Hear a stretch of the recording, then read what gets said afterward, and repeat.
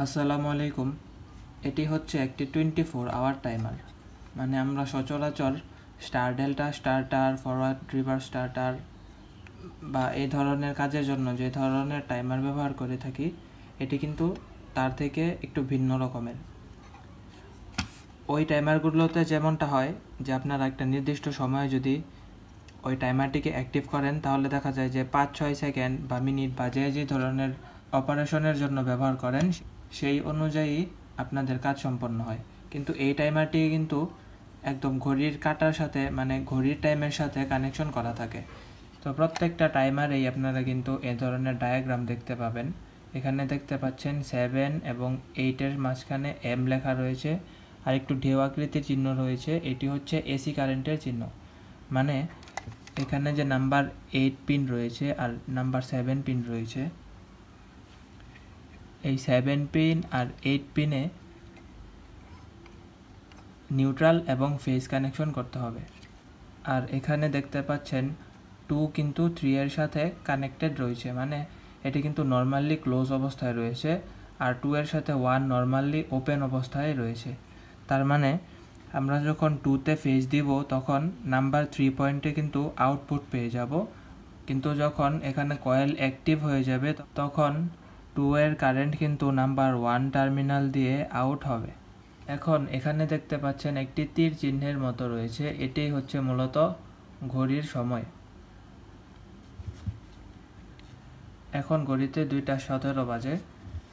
তাহলে এখানে যদি 2:17 সেট করতে চাই, তাহলে দেখতে পাচ্ছেন অলরেডি কিন্তু 2-এর দিকে একটি ইঙ্গিত করা রয়েছে, উপরের দিকে 2-এর দিকে কিন্তু তীর চিহ্ন রয়েছে, আর নিচে দেখতে পাচ্ছেন 0-র সাথে তীর চিহ্ন রয়েছে। এবার আমরা এটাকে 17 পর্যন্ত সেট করে দেব।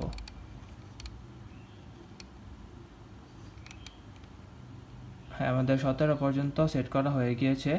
এখন উপরের তীর দেখতে পাচ্ছেন 2-এর দিকে নির্দেশিত, আর এখানে দেখতে পাচ্ছেন 15-র পরে মেবি 16 বা 17-তে রয়েছে। তাহলে ঘড়ির কাঁটার সাথে কিন্তু, মানে আমাদের ইন্টারন্যাশনাল যে ঘড়ির কাঁটা রয়েছে সেটার সাথে কিন্তু এটা একটা সমন্বয় হয়ে গিয়েছে। এখন এই টাইমারটিতে ফেজ এবং নিউট্রাল কানেকশন দিয়ে বাকি সেটআপটি বুঝিয়ে দিচ্ছি। এখানে 7 আর 8-এর সাথে কিন্তু মেইন লাইন সংযোগ করে দিয়েছি, 7-এর নিউট্রাল কানেকশন করেছি এবং 8-এর সাথে ফেজ সংযোগ করেছি, আর 8 থেকে একটি ফেজ লাইন নাম্বার 2 টার্মিনালের সাথে কানেকশন করেছি, আর এনসি যে টার্মিনাল ছিল এখানে নাম্বার 3 সেটিকে কিন্তু খোলা রেখেছি, আর এনও মানে নর্মালি ওপেনের সাথে 1 নাম্বার টার্মিনালের সাথে এই বাল্বের ফেজ লাইনটি সংযোগ করেছি। আর এখানে কিন্তু নিউট্রালের সাথে এখান থেকেই এই বাল্বের জন্য একটি কমন লাইন নিয়েছি। এই টাইমারের সাথে কিন্তু মেইন লাইন কানেকশন করে দিয়েছি। আপনারা কিন্তু শব্দ শুনতে পাচ্ছেন, এখন ঘড়ির যে টিকটিক আওয়াজ রয়েছে সেটি কিন্তু আপনারা শুনতে পাচ্ছেন। আমি চাচ্ছি যে 2টা থেকে 2:30 পর্যন্ত আমাদের এই বাল্বটি অন থাকবে। তাহলে এখন সবগুলো কাঁটাই কিন্তু বাইরের দিকে দেখতে পাচ্ছেন, মানে এখানে সবগুলো কাঁটাই কিন্তু বাইরের দিকে দিয়ে দিয়েছিলাম। এখন 2-এর পরে যে কাঁটাটি রয়েছে সেই কাঁটাটিকে যদি ভিতরের দিকে করে দেই, এবার যখনই আমি এই ঘড়ির কাঁটাটিকে ঘুরিয়ে দেব তখনই কিন্তু এই বাল্বটি জ্বলে যাবে।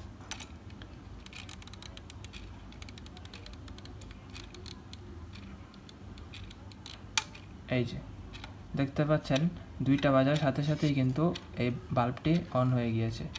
এখন আধা ঘন্টা চলার পরে, মানে 2:30 পর্যন্ত সময় যাওয়ার পরে এটি কিন্তু আবার নিজে নিজে অফ হয়ে যাবে। এখন নিজের হাতে ম্যানুয়ালি এটিকে ঘুরিয়ে দেখাচ্ছি। দেখতে পাচ্ছেন 2:30 বাজার সাথে সাথেই কিন্তু এই বাল্বটি অন হয়ে গিয়েছে। এখন ধরে নিন যে আপনি এমন কিছু একটা চালাবেন যেটি সারাদিনে কিছুক্ষণ পরপরই আপনাকে চালু করতে হয় বা বন্ধ করতে হয়, সেক্ষেত্রে কিন্তু আপনি এ ধরনের টাইমার ব্যবহার করে আপনার কাজকে অনেক সহজ করে নিতে পারেন।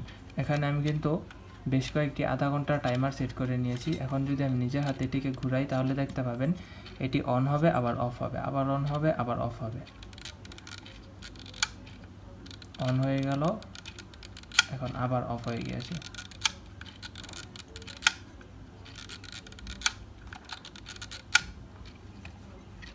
আপনাদের যাদের বারে বারে বাসার পাম্প অন করতে হয় বা অফ করতে হয়, তারা কিন্তু চাইলে এই টাইমারটির সাহায্যে একটি ম্যাগনেটিক কন্ট্যাক্টর লাগিয়ে আপনাদের কাজকে অনেক সহজে করে নিতে পারেন। তাহলে আর আপনাদেরকে নিজে হাতে সুইচ অন বা অফও করতে হবে না। এই পর্যন্তই ছিল আজকে আমাদের ভিডিও। আসসালামু আলাইকুম।